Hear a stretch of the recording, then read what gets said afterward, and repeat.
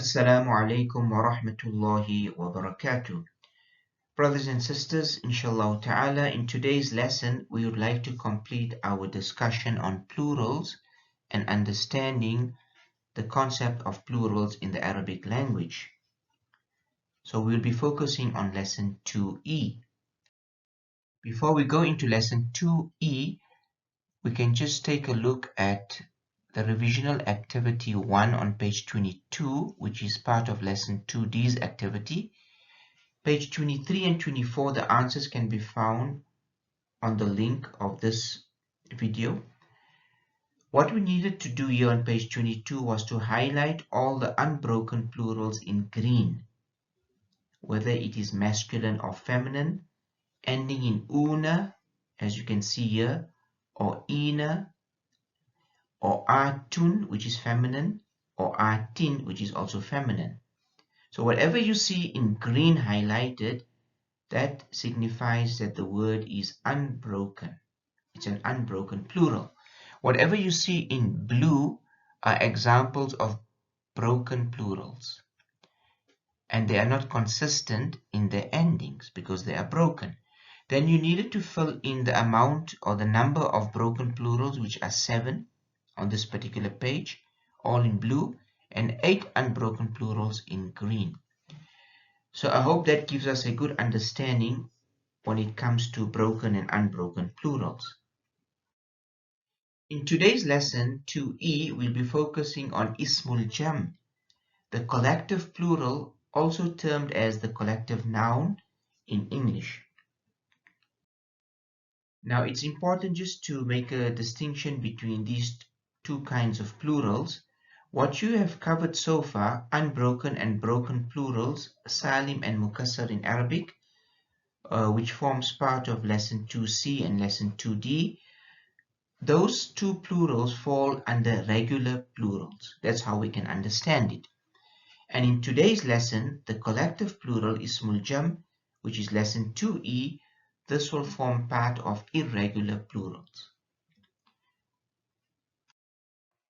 Now, what is a collective plural? What is Ismul Jam? How do we understand it? A collective plural is a word that is singular in form but plural in meaning. So when you see the word, it looks singular, but in its meaning, it is plural. Let's understand this concept by looking at some examples in English first, and then we move on to the Arabic examples. When we look at the word dozen, a dozen of eggs highlighted in red here, we understand this word in its form to be singular because it doesn't have an S at the end. There is no S at the end. So we don't say dozens, it's dozen. But we know dozen means 12. The number 12 signifies dozen. So in its meaning, it is plural. So that's what we mean when we say the word, when you look at it, it appears to be singular, but in meaning, it is plural and not singular. Another example is the army of Jalut, the army highlighted in red. Now, army is singular in form because it's not A-R-M-I-E-S. But we all know one person cannot make up an army. Several people make up an army. So in that context, we understand it to be singular in form, but plural in meaning. The nation of Musa alayhi salam is another example. When we look at the word nation, in form, because of no S at the end, we understand it to be singular. But in its meaning, we know one person doesn't make up a nation. So in its meaning, it is plural. More information regarding the collective plural so that we can have a better understanding and a clearer understanding regarding this concept. Number one, a collective plural may be treated as singular in a sentence, in English and in Arabic. So like how we say, the army is coming. We understand army is made up of several people. Yet we do not say are coming, we say is coming because we treat it as a singular word in a sentence. Number two, a collective plural has its own plural. Let us now understand the difference between a collective plural, which is irregular, and other plurals which are regular. Two differences are mentioned here. Number one, other plurals are plural by form and meaning. Like for example, we learned the word kutubun. Kutubun is plural in Arabic in form and in its meaning because it means books, many books. Number two, other plurals do not have their own plural. So kutubun is a plural full stop. It doesn't require another plural, but this is not the case with collective plurals. Right, now we go on to examples in Arabic, and this will obviously give us a very clear understanding with this particular concept of Ismul Jam. Let's take the word qawmun. Qawmun is nation. And as we said earlier on, nation is not made up of one person. Okay, and in Arabic, obviously, even if it's two, it can't qualify as plural. So we understand qawmun to be singular in form, plural in meaning, okay, or it's in the generic sense. So qawmun is singular in form, but it requires another word, aqwamun, which is plural in form and in meaning. So you have nation versus nations. So you can see the difference now. So in Arabic, qawmun singular in form, aqwamun is the plural in form. Qawmun means nation, plural in meaning, and nations also plural in meaning. Another example, shajarun, which can be translated as tree in the generic sense or trees in the plural sense. This is singular in form and it is plural in its meaning. And the plural of shajarun is ashjarun, which is trees, plural in form and in meaning. Another example is fakihatun, fruit in the generic sense or fruits in the plural sense of the word, singular in form. When it's singular in form, what it will require is a plural, and the plural of fakihatun is fawakihu, which is now fruits, plural in form and in meaning.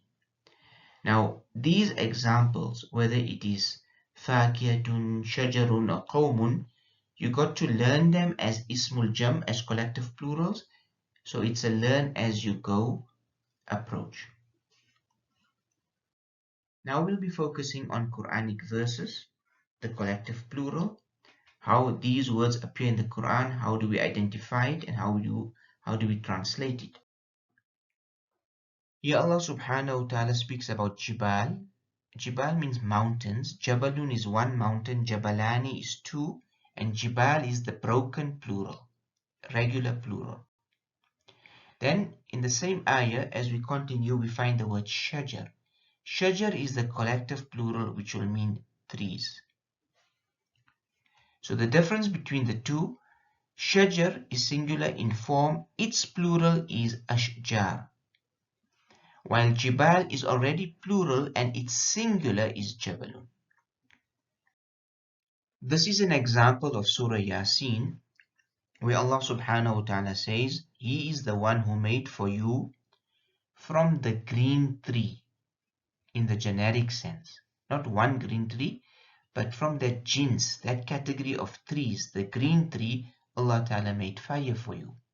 So here we are using it as ismul jam, a collective plural in the jins or generic sense. Another example where Allah Ta'ala says, wal khayl, horses. Now khayl, the plural of it is khuyul. Horses here mean in the generic sense and as a collective plural. And then bighal, hamir are other plurals. Another example is that of baqar. The plural of baqar would be baqarat, cows, and ghanam is sheep. In the plural sense, we know in English we don't put an S, so wal ghanam and also sheep. So these are two more examples of Ismul Jam and collective plural. We can now refer to the book or the notes. Let's focus on page 25, lesson 2e, the collective plural. And on the top here, an explanation is given regarding the concept of Ismul Jam, and few examples are then highlighted here.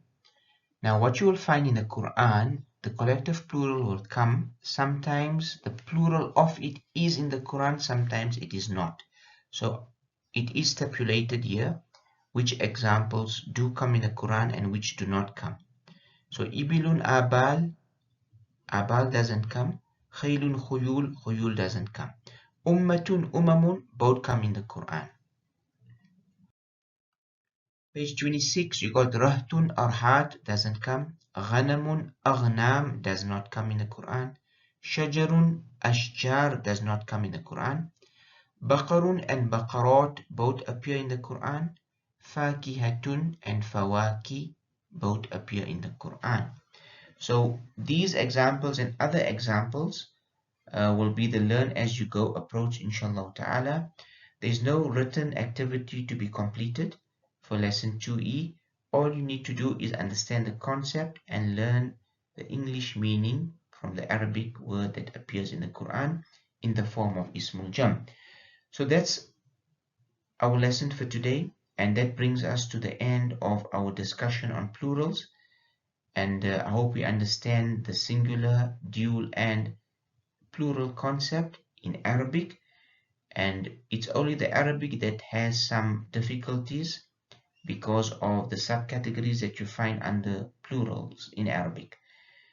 But it's quite easy to understand when we look at the endings, una, ina, atun, and atin. We know that is salim, and on the other hand, obviously, you will get the mukassar concept. Until next time, Assalamu alaikum wa rahmatullahi wa barakatuh.